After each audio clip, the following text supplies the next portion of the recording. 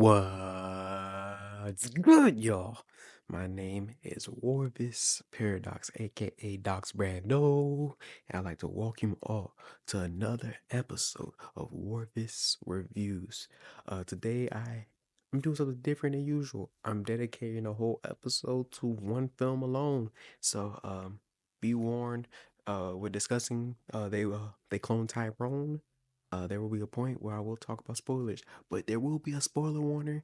I will put the time frame of when I start talking about it in there, and I'll put like a whole spoiler bar on screen as well, so you don't have to worry about that.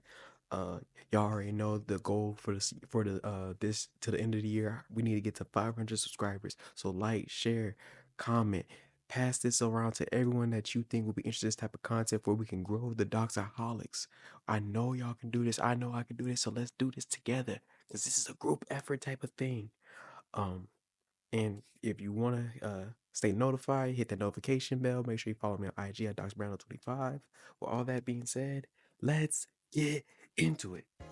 Now, of course, y'all know that the film we're talking about today is 2023's They Cloned Tyrone, directed by Joel Taylor. Now, this film was way more than what I expected it to be. The film is the directorial debut of Joel, and he hit a home run first try, in my opinion.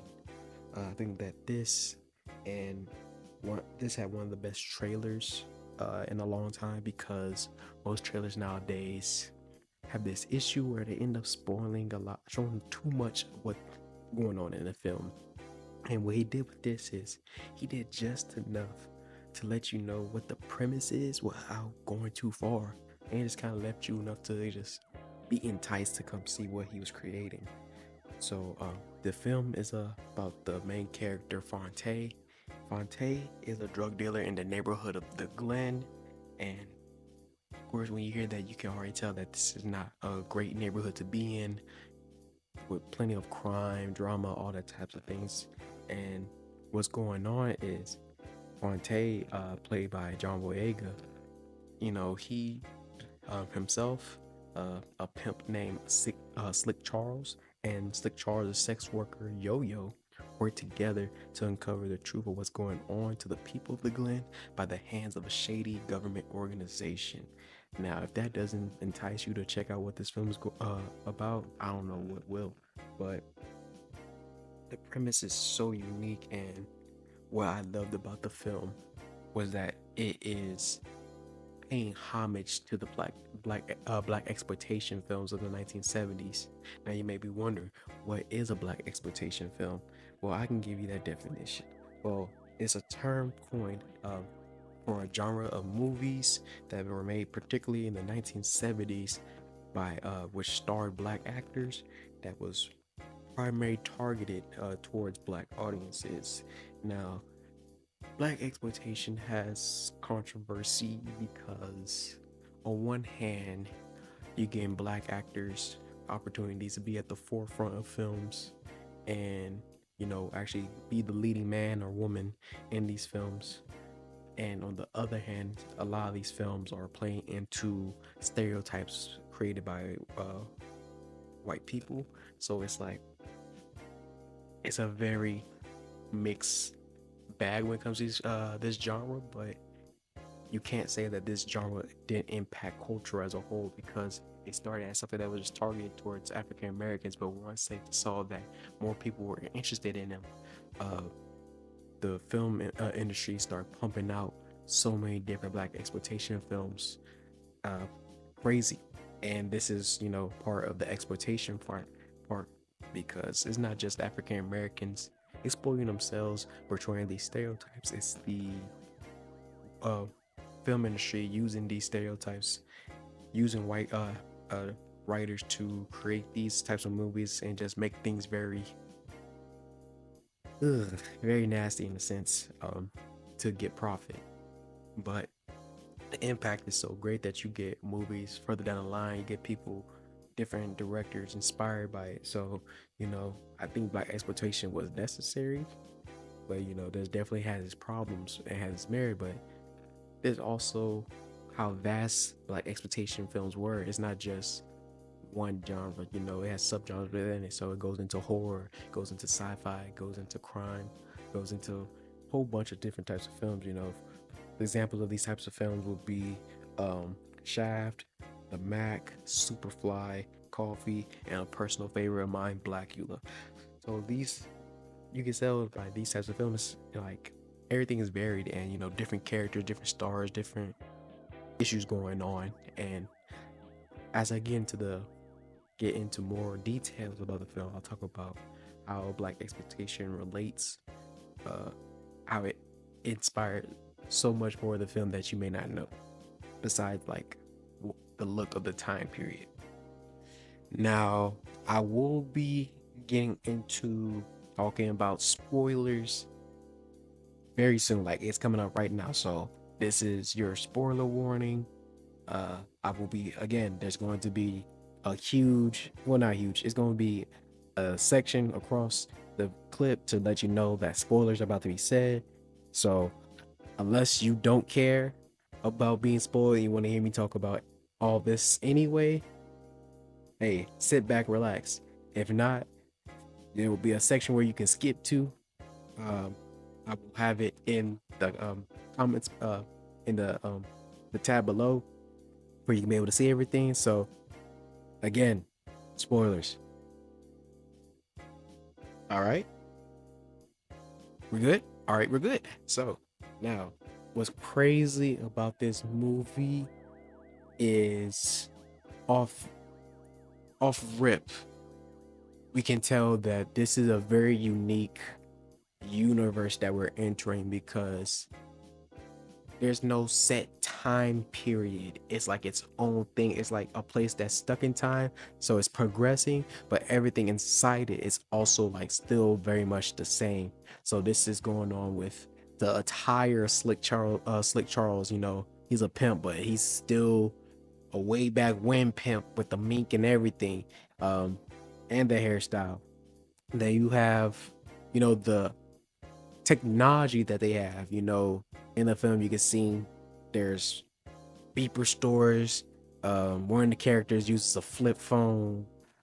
Somebody's outside selling CDs, but at the same time they're mentioning Obama. They're mentioning 50 Cent getting shot. So like they're making like present references, but like everything else is it's very interesting with what's going on there. But like I don't know. I feel like it gives its own genetic qual. It gives us its own flair with doing that. So kudos to Joel and his co-writer Tony Rittenmeyer for doing this for the film. Now to get to talking about more of the film, uh, it starts off with Fonte. We find out about his lifestyle, and you know, he's brutish. Off rip, he has a kid point out somebody selling on his turf, and immediately hits the dude with his car and tells him that the rival person needs to stay off his block. Um, then he kind of drives off and continues to live his life, and he goes looking for Slick Charles because Slick Charles owes him money. So once he finds out where Slick Charles is at, the rival finds him and blocks him in the same parking spot so he can't leave. So knowing that he has nothing else he can do, he pulls out his gun out the glove compartment and he just kind of psyching himself up. And this scene is so powerful from John Boyega. It's just like you could tell he's just trying to get his own adrenaline pumping because he knows what's about to happen. And then he opens the car doors, tries to shoot at him, and gets shot 3 times. He's shot and he's just shaking, and he's trying to get his car. He's trying to reverse it and like ram them backwards where he can get out, but he ends up just like unresponsive and stops moving. Then the person gets out the car, shoots him another 3 times, and then they roll off. And this is already a crazy start to the film, but instantly he wakes a few minutes later, he wakes up the next day. Just wakes up like nothing happened, and then goes through the same motions of what he just did previously. Exactly the same. Getting up, working out, cruising, going to the liquor store, buying um, a scratch off's a loser. He drinking a 40, all that types of stuff. And Then he does like the last thing he remembers. So he goes looking for Slick Charles. And he's like, hey, yo, where's my money? And Slick Charles like, he thought he seen a ghost. He's like, yo, you just got 50 cented out there. I already gave you the money. Are you like, what the fuck is going on here? And then he doesn't believe what he's saying. But then he's like, we can go find Yo-Yo and she can tell you. Now, mind you, before this scene happened, Fonte is just at the by his car and he's seeing somebody walking. There's like bloodstains on his shirt. And he like, he tilts his head and then and the person starts to look familiar.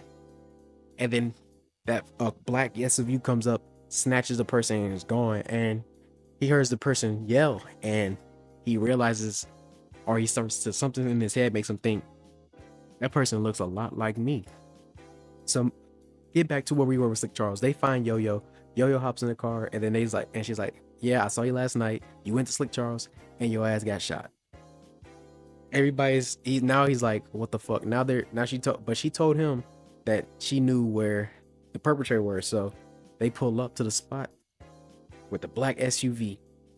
He's like, I seen that car earlier today, and he kicks down the door and he's looking around. It's an empty house. And then somehow they're able to find this elevator that's futuristic. It doesn't look like it belongs there. Then they all get in and they go down, and there's like a secret laboratory within the house that's underground.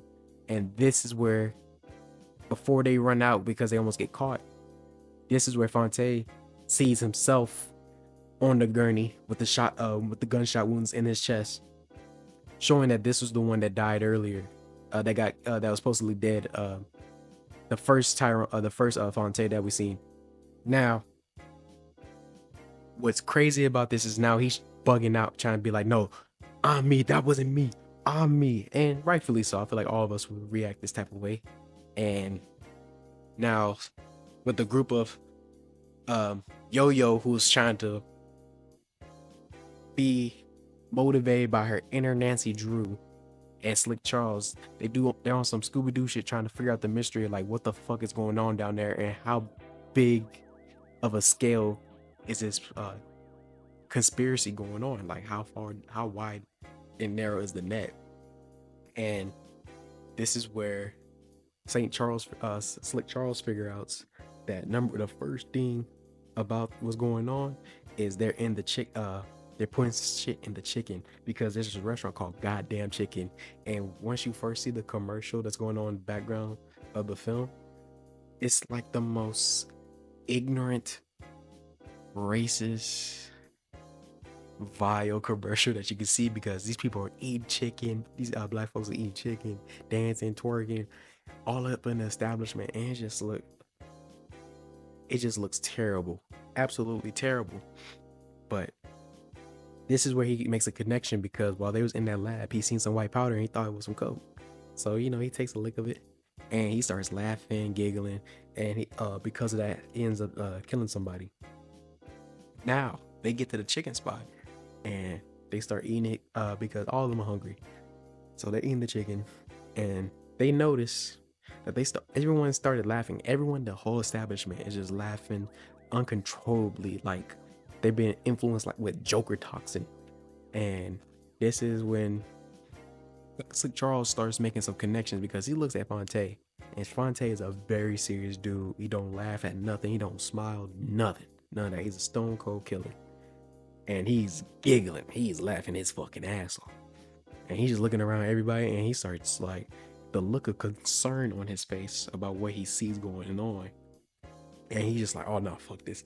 And just slides all the chicken on the ground. He's like, yo, that shit is in chicken. And then that's when they start trying to figure out how big of a scale did it go. So they start infiltrating things. Yo-Yo does her thing to find some information. And she's like, they're being watched everywhere. In every location that black folks is at. Even in the strip club, in the chicken spot, like the liquor store, everywhere they're being watched. So it's like they're being researched on. So they try to figure out who's doing it and why. And this is where we find out how deep this shit gets, because they're able to by the wisdom of the local drunk who stays at the gas station, who Fonte always pours some 40 in his cup. He sounds like he's spewing nonsense, but if you pay attention the whole time, he's saying things that only somebody that understands what really truly is going on is spewing. But it's not like he's just crazy. It's like his brain's been fried, but he's saying the right stuff. So they're able to find a location, and because of that, they get to figure out the different location that they're planting stuff in. So it's not just the chicken; it's hair care products, it's grape drink that later we see is being used at a church, and because the church folks use it, oh my god, they get ignorant in there. This is where the pastor is just kind of like feeding them information to basically let God be God and kind of like take in, be okay with what's going on. Like even the worst of the worst, it's okay. You'll make it through, and not in the good sense. Like even like things that shouldn't happen, they should be going against. He shouldn't just like calm it down and like kind of gaslight the people. But because of what they're drinking and how he's talking, they're like, yeah. And then usually with black churches, they do, get a little active, like dancing around with the Holy Ghost. But what's different about this situation is everyone gets up besides our main three, and they're dancing like they in the club. Like this shawty over here, but backing it up on an old dude with the George Jefferson way back lineup. Like all of it's like literally like what's going on. And that's when you also notice that the person in on the band for the church is playing the instrumental of Back That Ass Up as well. So it's like, bro, what the fuck is going on here? And then they find a new location to go down underground, and they can see how grand this actually is. And they found out there's only key people that are being cloned, and the reason is that because they meet a new big bad by the name of Nixon, played by Kiefer Sutherland, and he's like, we just need certain people to stay around to make sure their neighborhood stays fucked up, but we can do our research on the people that are not fucked up to see, certain quirks and how we can, manipulate and control y'all. And it's such a revelation because not only do we find out that the preacher person that we just seen has clones that they keep on freezer, not only does Fontaine have clones to keep on freezer, but Slick Charles himself has clones that they keep on freezer because people like him, they're not the best of mankind, so they keep them around to make sure the neighborhood is fucked up, that they're, poorest of the poor, the community's bad, because if they didn't have these key people around, the neighborhood would get gentrified and they couldn't do the research that they wanted to do. So with that revelation, our core team has to figure out what they're going to do next. And what they decide to do is nothing, because now they kind of just all, besides Yo-Yo, because she has no clones, she's the original. And it was messed up because Nixon said, and we can get a new one to use. You're not the same. You're nothing special. So when Fonte realizes, because throughout the movie, he tries to knock on his mama's door to feed her, and she usually says no through the door, and he never opens the door. There comes a moment where he's like really thinking about stuff. He's really thinking about the situation he's in and what he just realized, the revelation of he's a clone. Excuse me.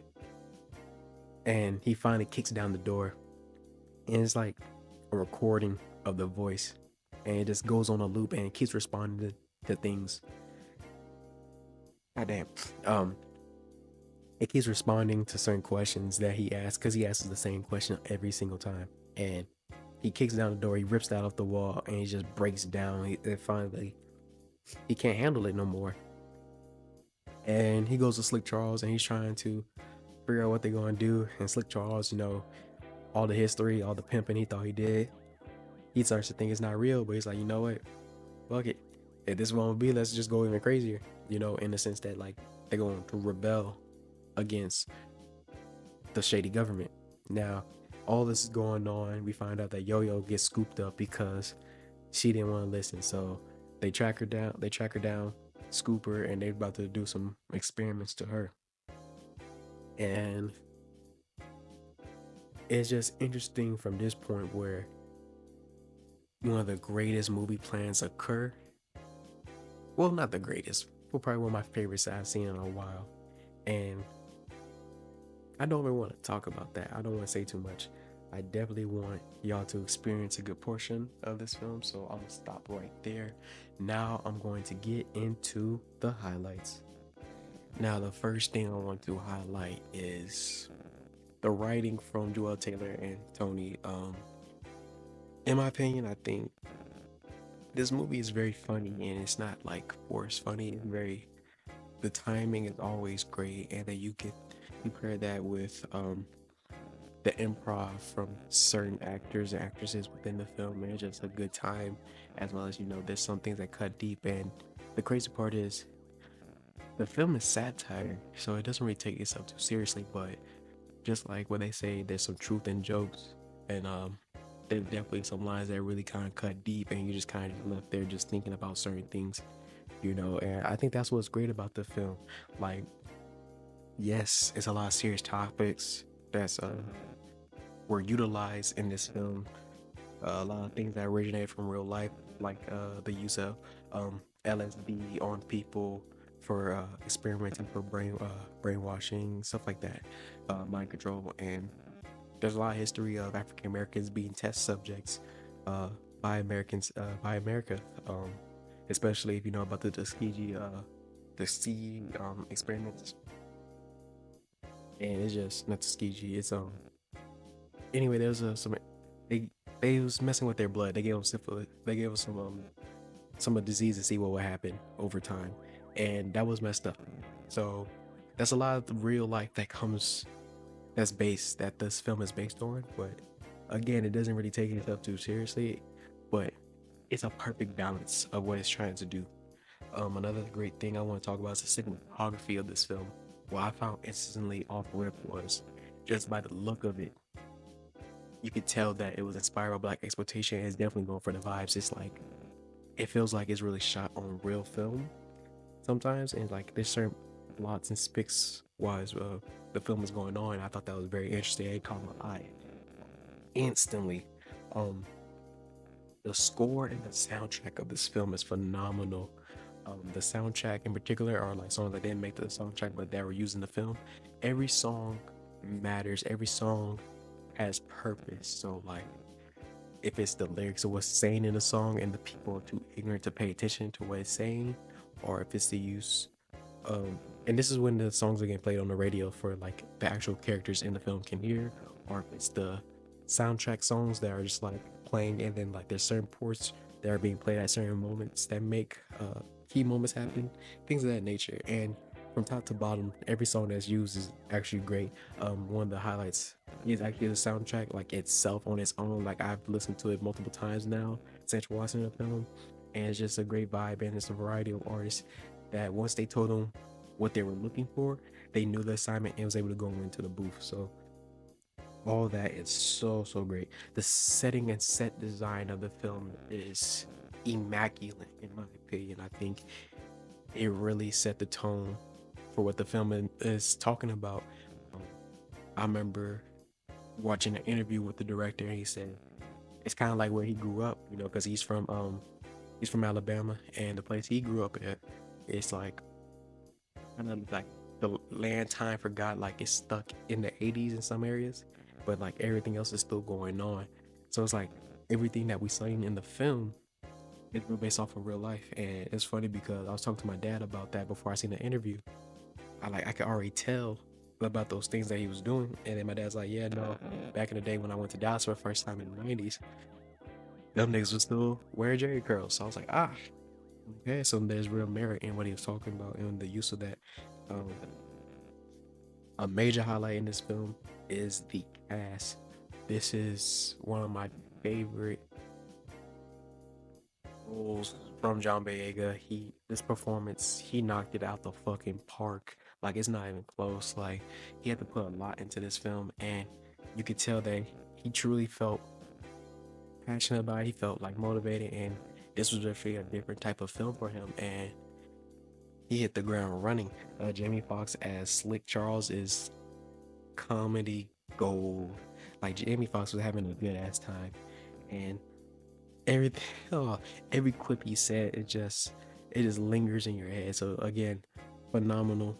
And then when you have Tayana Paris as Yo Yo, the three of them together, the chemistry that bounces off is just great because Bodega, as Fonte, he's kind of just like he's the very serious guy. Then he has these two goofballs that he has to hear argue bigger, a whole bunch of shit, but it's always funny. And then the most iconic moment between them three is when they go down the elevator for the second time, and this nigga Slick Charles does his own version of "I'm Going Down" by Rose Royce, and he's being so stupid. And then Yo Yo just adds on to it, and then them goofballs are in the back, and then we just see the camera up close on Fontaine. He's like, "Bro, these are who I gotta work with," and it's just funny.